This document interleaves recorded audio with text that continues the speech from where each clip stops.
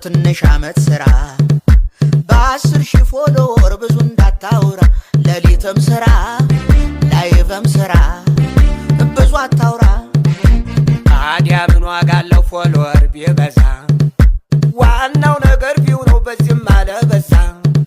አንተ አጁዛ አደግዛ ካንተ የተሻለ እኔ ፌመስ ነኝ አንበሳ የሚሰጠኝ ጊፍተርም አለኝ አንደኛ ነኝ ግቡልኝ ደግሞ ለመፈመስ አንድ ቀን በቂ ነው ስድብን ሰብስበህ መገገም ብቻ ነው አይደለም እንዴ